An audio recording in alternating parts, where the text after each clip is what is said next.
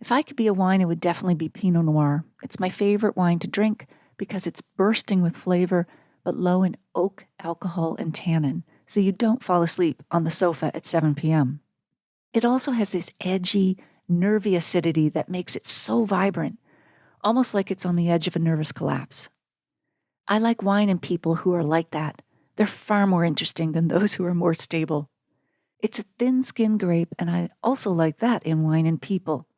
I don't want to develop a thick skin in response to what happened. I want to stay thin-skinned, open, and vulnerable. That's the only way that the love can come in.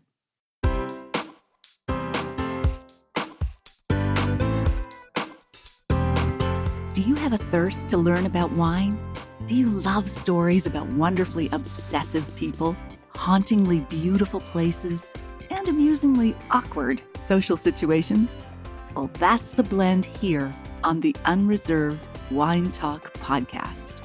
I'm your host, Natalie McLean, and each week I share with you unfiltered conversations with celebrities in the wine world, as well as confessions from my own tipsy journey as I write my third book on this subject. I'm so glad you're here. Now pass me that bottle, please, and let's get started.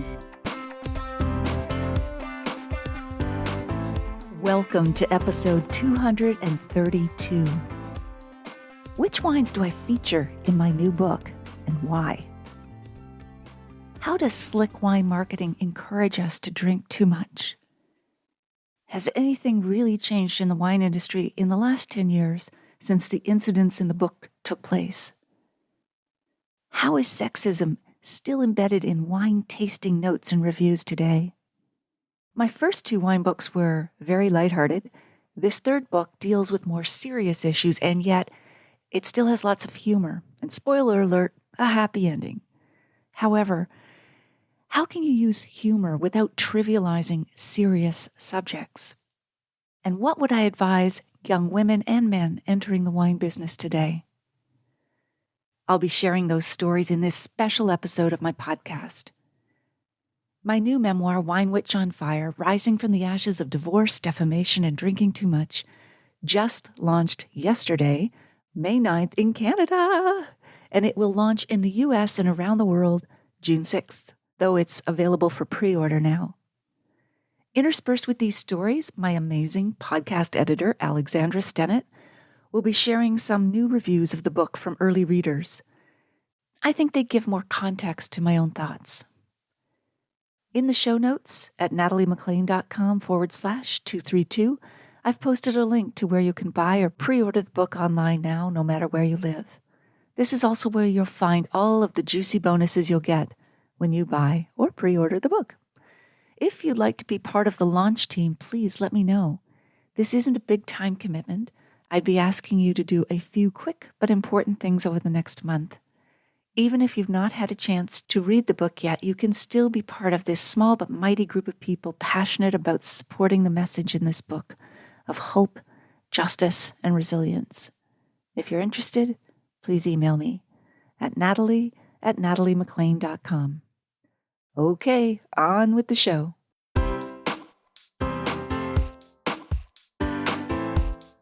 You faced two traumatic events in 1 year, your divorce and an online attack that almost destroyed your career. Why was it particularly difficult to face these challenges as the caregiver of a teenage son and an elderly mother?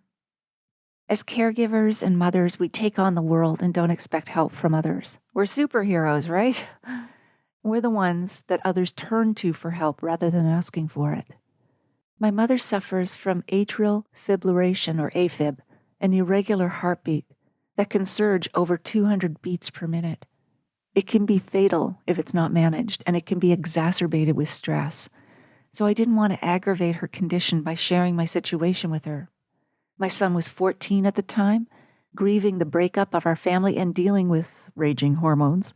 The sexist online attack wasn't something I could discuss with him at that time. And that was one of the biggest mistakes that I write about in my memoir, keeping all the problems locked inside so as not to be a burden to others. After I cracked under that pressure and shared what was happening with my mother and partner, it changed my world. Not only did I have their support and love, but they also felt great about helping me rather than wondering why I was so stressed out. While this book deals with serious issues, there's lots of humor. How do you strike a balance between the two? Humor's always been my way of dealing with tough times, and perhaps that comes from my Celtic roots. We find levity even in darker moments, like the comment at one funeral about the deceased still showing up late. It's a way of celebrating life by giving those you love one last fond ribbing. But I didn't want to trivialize the serious subjects. And yet it could not be one long, bleak narrative. We need comic relief in both memoir and life. Something has to brighten a book when the subtitle is brought to you by all the dismal letter Ds: divorce, defamation, and drinking too much. The publisher's marketing team insisted that we take out depression, destitution, and delirium. Just kidding. They were never on the table. They say that comedy is pain plus time. I certainly couldn't have injected humor into this book 10 years ago when I was in the middle of the situation. But now I can stand back with the wisdom of time and see how some of the more absurd things that happened border on the comical. For the reader, though, this may sometimes feel bizarre, and that's because they're reading it and experiencing it for the first time as if it's happening now. So I suggest reading the book at least twice, with wine, to allow that humor to marinate. That said, my humor has changed over the years. It used to be very quippy and a defense mechanism to keep from revealing my feelings. Now I hope it's a gentler approach that invites others in with a soft chuckle. Do you approach things differently now than before? Well, the short and fast world of social media doesn't leave room for nuance or complexity. Everything is black and white, a one-word answer to a novel. But now I know that you can't be defined by your extreme edges. You're not the worst thing you've done, nor the best thing. You're everything in between. It's in that gray zone that you find the shades of humanity. There are always two or more sides to every story and to every person. I dig deeper now when I write because I recognize there isn't just one right answer, and often the questions matter more. Here's a review from Marula Paul, an early reader from London, England. After getting home last night, I finished this book at 4 a.m. I was exhausted, but wanted to know more. To say I loved it is an understatement. I had no desire to do anything but immerse myself in her world. As any good writer achieves, I saw myself in so much of what she described, and wished I saw more. Tears literally ran down my face. This experience was a very emotional one. It's smart, funny, sad, honest, brave, informative, distressing, and hopeful. 5 stars. Has anything really changed since that time in the wine industry? This happened years before movie producer Harvey Weinstein and others were convicted of sexual assault and the Me Too movement, so there's far greater awareness now of these issues universally. The restaurant industry has exposed the sexual harassment by celebrity chefs and restaurateurs such as Mario Batali, Ken Friedman, and others. The wine industry, however, is much smaller and less formalized than the restaurant industry. That makes it more prone to these abuses and less likely to admit them. In such a clubby industry with a powerful social grapevine, pun intended, you can quickly be ostracized. More than 80% of U.S. and Canadian wineries are tiny, producing less than 5,000 cases per year, with fewer than 20 employees, according to industry statistics.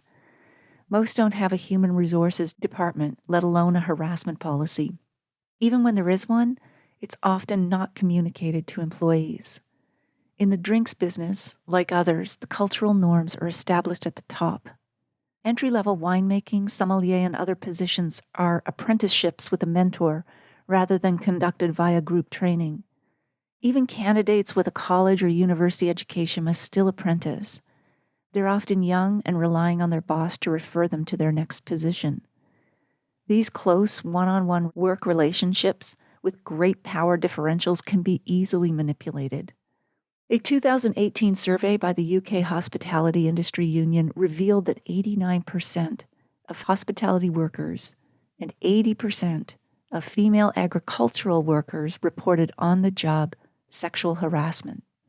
statistics that don't even include other forms of abuse. As Karen McNeil, author of The Wine Bible, has clarified, sexual misconduct is not about sex and is not mere misbehavior. Quote, it's about using your gender to undermine, intimidate, or put someone in their place. It's also about abusing your power to render someone else's power useless, end quote. In 2020, the New York Times published Julia Moskin's scathing multi-page expose of the wine industry's rampant sexism, with 21 women reporting that they had been sexually harassed, manipulated, or assaulted by male master sommeliers. The article noted that the abuse was a continuing problem of which the Court of Master Sommeliers leadership had long been aware. Women who had had relationships with the men were called somm-suckers. The fallout was swift. 7 master sommeliers were suspended or stepped down for sexual misconduct, including the chairman of the organization. There were calls for the entire board of directors to resign and disband the court. Many of those interviewed in a series of follow-up New York Times pieces believed that this was only the beginning for the last pale, stale male preserve, now imploding with its own Me Too revelations. So the short answer is that a lot has changed and we're more aware of it, but a lot still needs to be done. What would you say to young women and men who want to enter the wine business?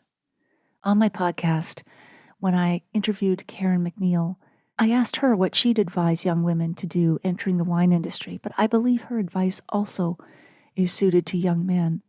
I was really asking for myself, as at the time I needed a new approach. So here's what she said, quote, be more serious about business and be ambitious. I can't tell you how many business cards I have had from professional women who call themselves wine chicks, wine goddesses, wine divas, wine dolls. Language can marginalize, end quote. Ouch. My email signature is Chief of Wine Happiness. As women, we're taught to be caregivers, which is easily manipulated. Is the desire to be liked, or at least not to appear threatening, part of why women in the wine industry belittle their own skills and experience with cutesy names? I asked her if we make wine more accessible with self-deprecating humor. Her response? Quote, no, not unless you're already in a position of power, end quote. It's true, we don't see those monikers with men. Harvest hunks, wine warlocks, or stainless steel studs. Then there's the title of this book, Wine Witch on Fire. Language can marginalize, but it also can reclaim lost meaning. As I wrote my story, I wanted to counter the old narrative about wicked witches, just as I wanted to be professional without depersonalizing myself. Karen McNeil told me that women also over-explain and second-guess themselves. I call that talking past the sale. This is made worse with what Karen describes as an insidious and often subconscious form of harassment. Quote, being belittled, ignored, talked over, looked past, demeaned, interrupted, reprimanded, corrected, or addressed as a junior among countless other slights and abuses. It all takes a toll on anyone's confidence. End quote. There it was again, gaslighting. Both Karen and I make our living by giving our opinion on wine. The challenge is owning your expertise when you're constantly undermined. As she said, quote, give a lot and ask for a lot. Take risks, adopt a professional, business-oriented tone of voice, and dress the part. Take control when you can and when it's appropriate. End quote. Karen's words resonated with me, not just professionally, but also personally. I realized it was time to take myself seriously and not be so jokey and deflective about my accomplishments. If I could start appreciating them more, perhaps I wouldn't always be hunting for new ones. It was also time to rely on my own intuition. There are more than 500 million neurons in our stomach lining, which is why it's often called the second brain. It's also where 90% of serotonin is produced. I had to stop second-guessing myself and trusting my own gut. It was the smart thing to do, and it's what I advise both young women and men entering the wine industry and other businesses. What does a world without misogyny or sexism look like? A world without sexism and misogyny would be a world based on merit, where girls could dream and become who and what they want to be as women. In this world, we would believe people like Anita Hill and Christine Blasey Ford. It would be a world where I would pay the same as a man for a haircut, and where I wouldn't have to put my keys between my fingers when I walk in a parking lot at night. It would be a world where if I didn't wear makeup, people wouldn't ask me if I'm tired or sick, and I would choose when to smile, not when someone catcalls across the street to perk up, darlin'. Sexism is so interlinked with racism, classism, and all the other isms that exist because some people believe they are better than others. If all of that disappeared, we'd benefit from the contributions of so many more people. Rather than fighting injustice, we'd all have so much more time to learn and to create and to enjoy life. One of my favorite writers, Virginia Woolf, captured this beautifully in 1929 with A Room of Her Own. Quote, "When one reads of a witch being ducked or drowned, of a woman possessed by devils, of a wise woman selling herbs, or even of a very remarkable man who had a mother, then I think we are on the track of a lost novelist, a suppressed poet, of some mute and inglorious Jane Austen, some Emily Bronte who dashed her brains out on the moor, mopped and mowed about the highways, crazed with the torture that her gift had been put to. Indeed, I would venture to guess that Anonymous, who wrote so many poems without signing them, was often a woman." Here's a review from Luke Whittall, an early reader from Vancouver, British Columbia. Wine Witch on Fire is loaded with weighty themes such as social media groupthink, alcoholism, misogyny, and divorce. Natalie MacLean's skill as a writer keeps it accessible, optimistic, and relatable. I want my daughter and son to read this when they're old enough. Reading it inspired a great deal of feelings and thoughts. It's not just a memoir, but a true work of art. 5 stars. Can you share an example of how sexism is embedded in wine tasting notes? Wines are sometimes described as either feminine, light-bodied, smooth, supple, easy drinking, or masculine, full-bodied, muscular, complex. Even the assumption that feminine means something lighter than masculine is problematic. And while Chardonnay has often been described as blousy or slutty, I've never seen those same descriptors for a full-bodied red wine like Cabernet or Shiraz. As much as these sexist tasting notes repulsed me, they made me think of my own role in promoting gendered wine messages to women and to myself. Was I part of the industry's marketing machine, frequently touting the statistics about how important women are to the wine industry without talking much about the dangers? I wrote about women winemakers as though they represented a new breakthrough in equality, when few owned their wineries and many faced workplace harassment. My culpability in these narratives has now become clear to me, but back then I couldn't see it. It's hard to read the label from inside the bottle. What's the difference between sexist, sexy, and sensual writing? I think there's a big difference between sexist, sexy, and sensual writing. The first subjugates someone as purely a sexual object. The latter two talk about personal desire without doing that. The same standards should apply to both women and men, but I think we're less comfortable traditionally with women expressing sexual desire. Thus the cougar label, or stalking sexual prey rather than just expressing a healthy sexual appetite as a mature woman. More often, older women get stereotyped as having neither sexual desire nor sexual attraction, thus the old hag or witch. I do, however, realize that even joking about the UPS delivery guys, kilt-wearing heroes, hobbits, or short hairy men was a double standard when I didn't want my own body sexualized. It belied my insecurities as I looked for love again. I focused on height because at almost 5'10", I felt too tall to be feminine. But I didn't need a man to make me feel small and delicate. I needed to embrace my own powerful body. In the book, your partner calls you princess, and another writer calls you sweetheart. Are you bothered by these? I believe that intentions count a lot within personal and family relationships. Pet names usually come from a place of love, and they may have existed for years before certain monikers have been deemed off-putting. There's no place, though, for demeaning names in the workplace. Whereas I used to laugh it off or ignore it, today I point out politely but firmly that I don't appreciate being called honey.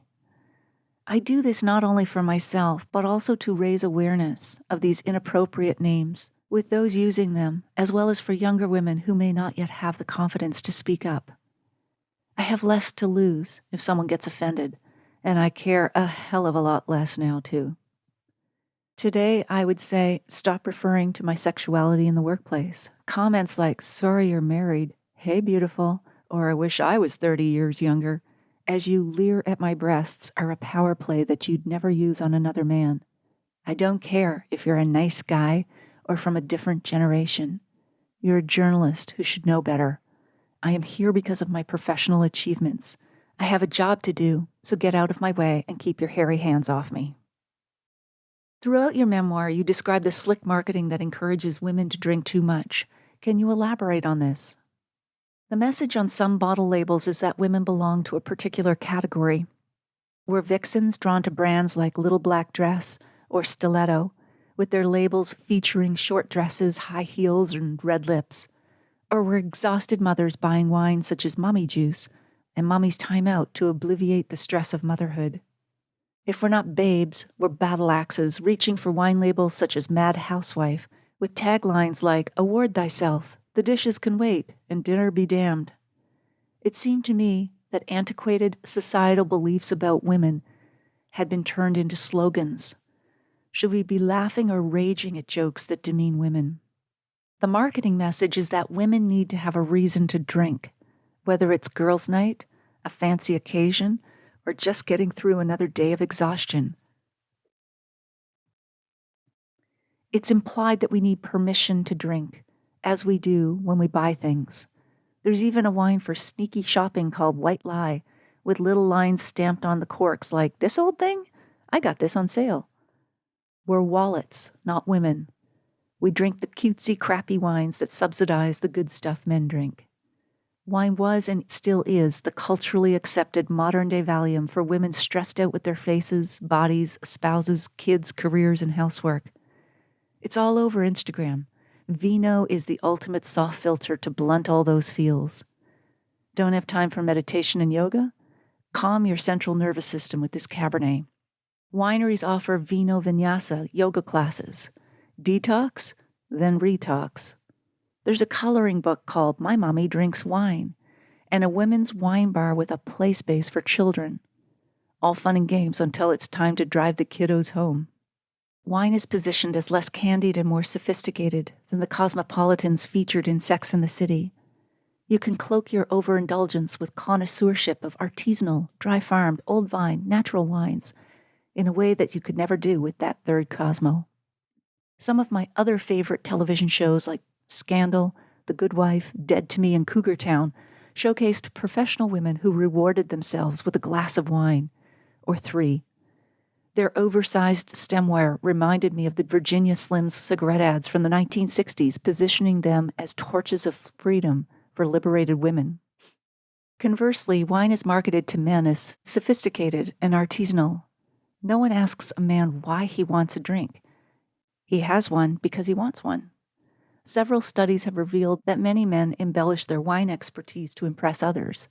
British wine writer Hugh Johnson puts it best, quote, wine is like sex in that few men will admit to not knowing all about it, end quote.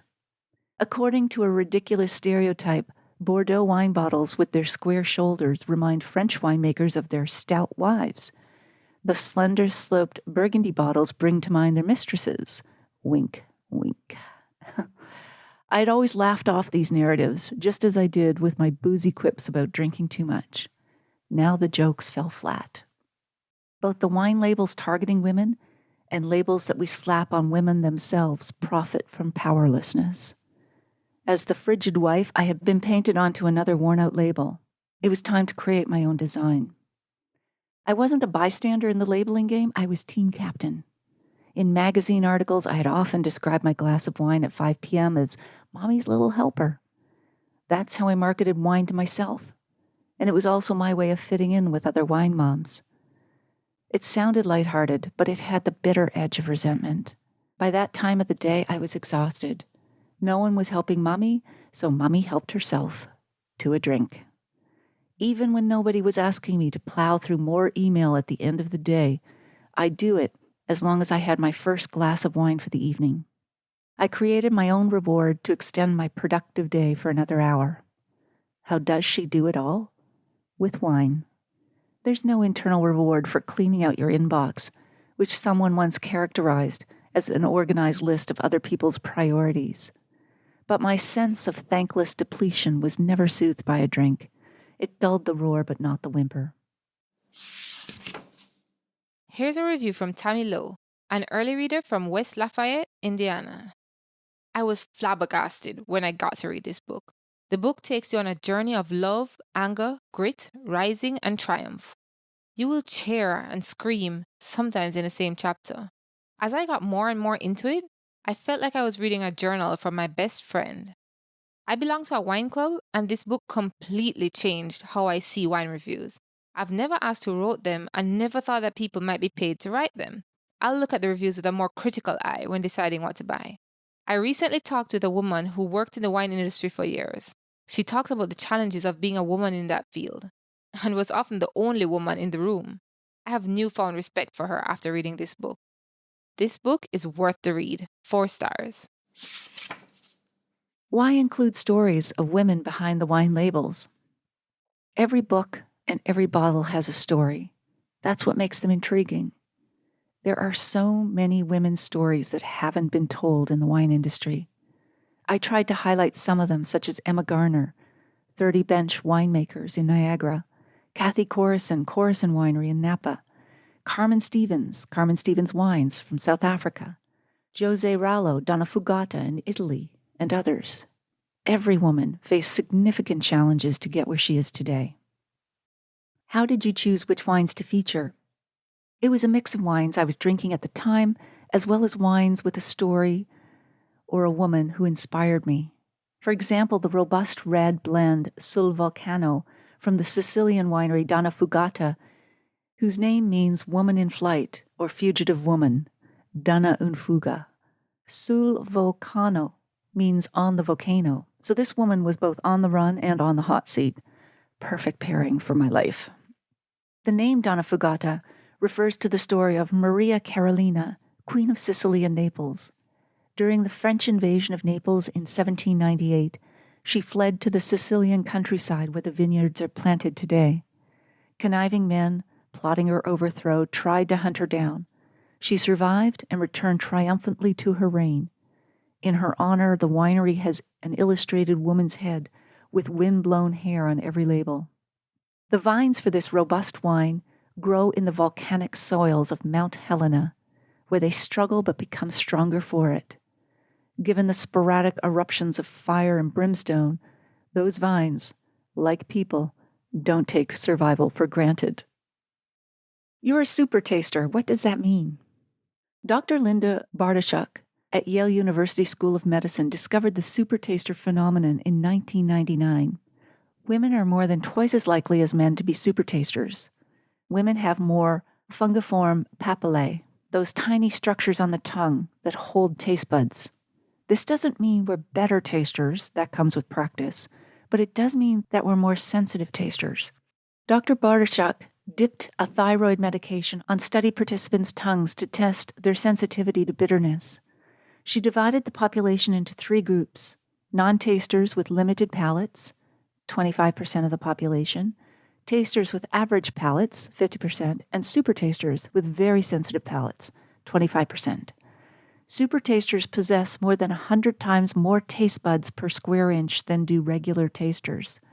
She compared this to having 500 fingers rather than 10, noting that super tasters live in a neon world of taste. Tim Haney, a sensory taste specialist and master of wine in California, measured the density and number of my taste buds for an article I was writing.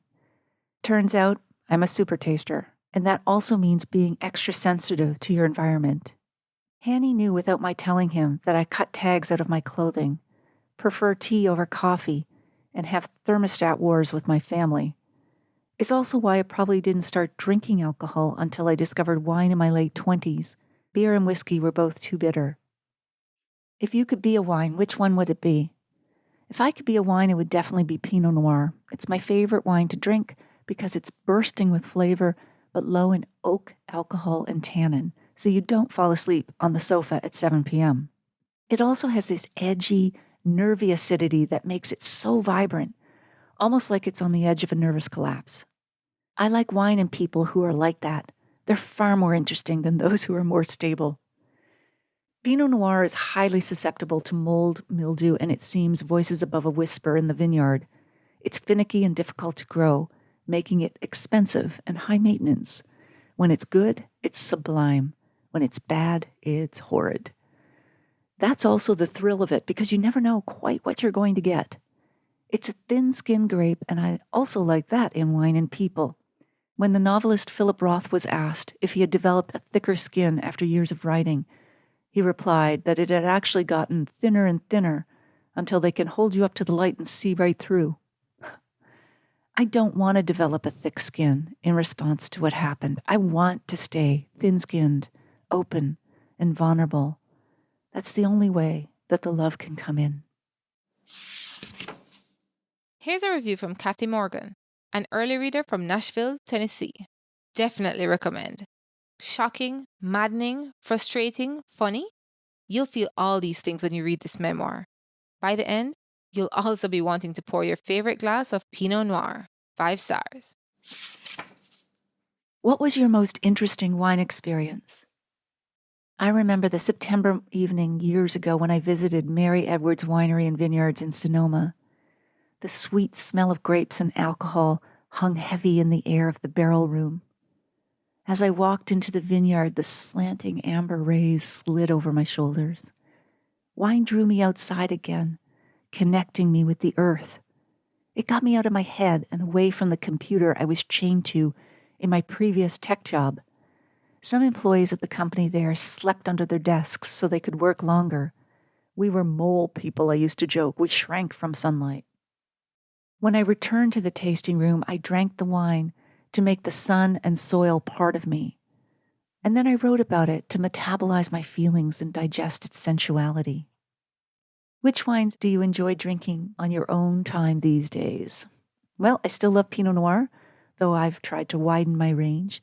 So here are 4 wines that have recently captured my attention and taste buds, and I'll include links to them in the show notes.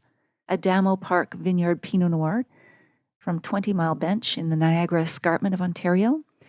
Adamo Estate Park Vineyard Pinot Noir is a fresh and zesty red, made from vines between 10 and 20 years of age, thriving in clay, loam, and limestone soils. It's bright with fresh, ripe cherry, dried strawberry, earthy violets, and spicy flavors on the palate. Pour it with roast duck, grilled pork chops, lamb chops, and veal cutlets. I gave it 91 points. Malivoire Vivant Rosé from Beamsville Bench in Niagara, Ontario, is a vegan-friendly rosé produced from sustainably grown 88% Pinot Noir and 12% Pinot Gris grapes.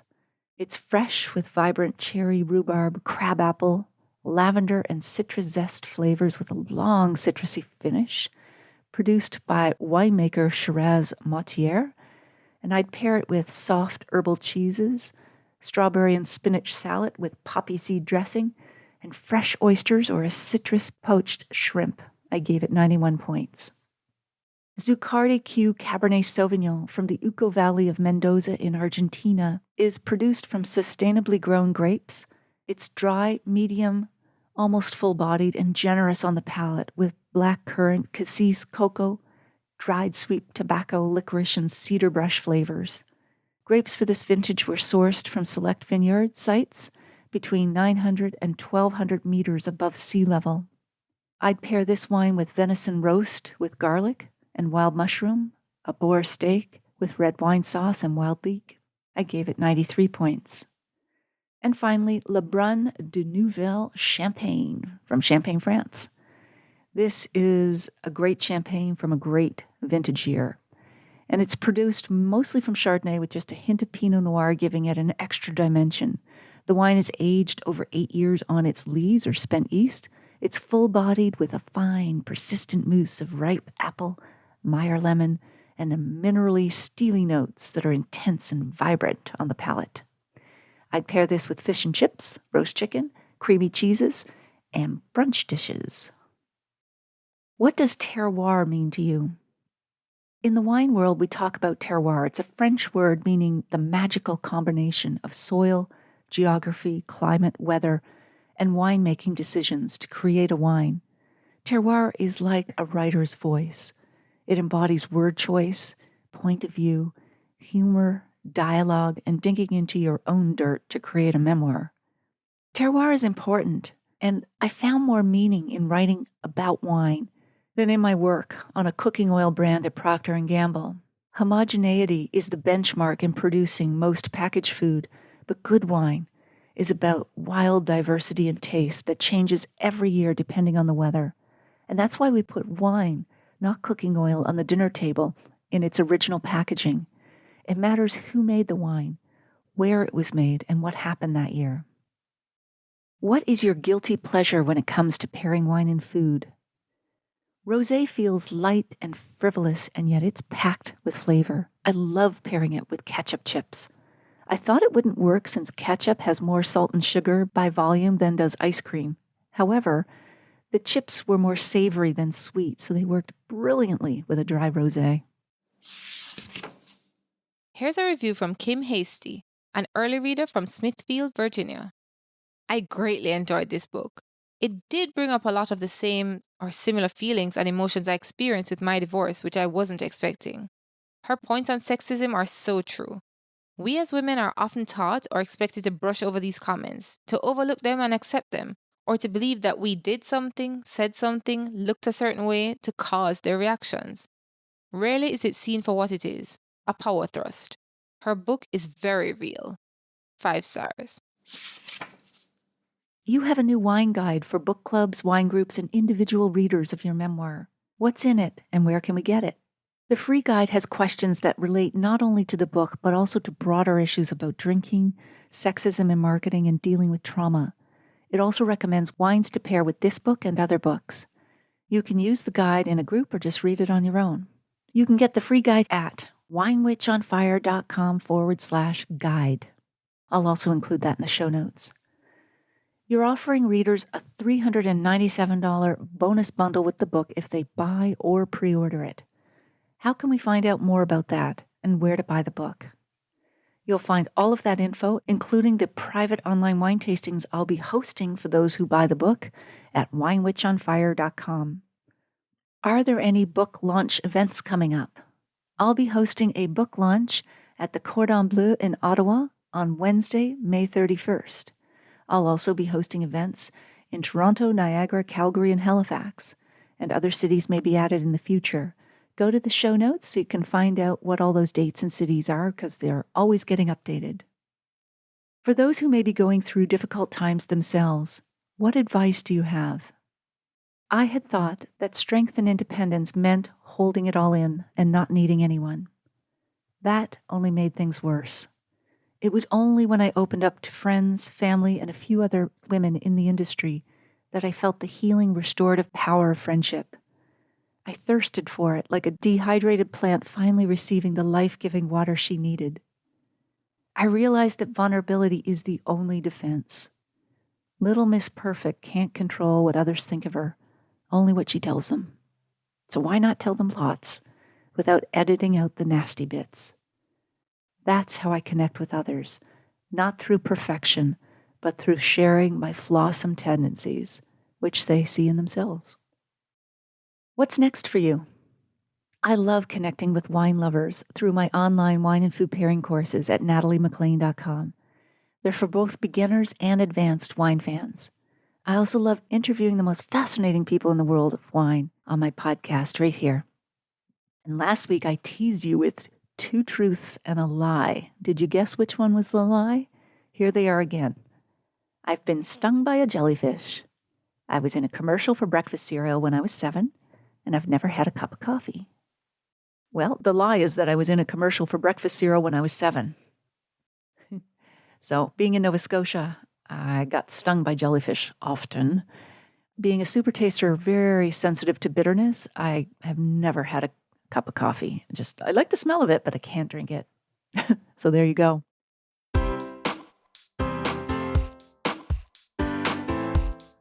Well, there you have it. I hope you enjoyed these stories. In the show notes, you'll find a full transcript of this episode and where you can pre-order or buy my memoir online, no matter where you live.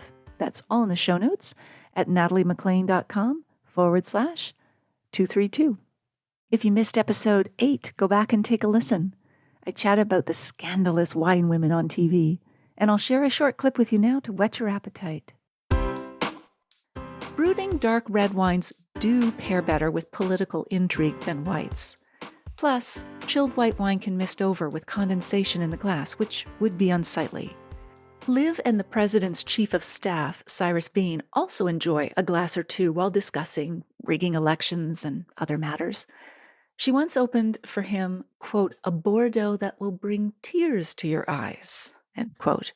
Meanwhile, First Lady Melly Grant tells Liv over lunch with beautiful menace, I know how you love your wine.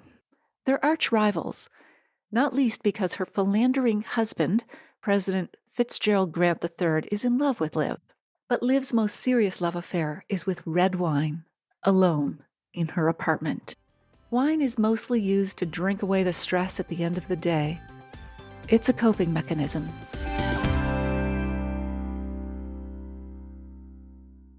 If you liked this episode, please email or tell a friend about it this week, especially someone you know who'd be interested in the wines, tips, stories, and the book.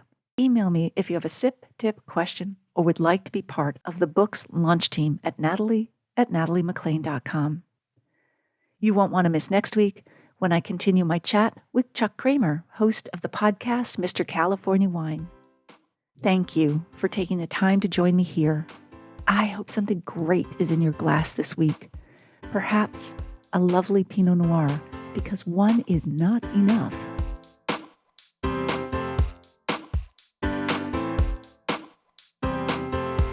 You don't want to miss one juicy episode of this podcast, especially the secret, full-bodied bonus episodes that I don't announce on social media.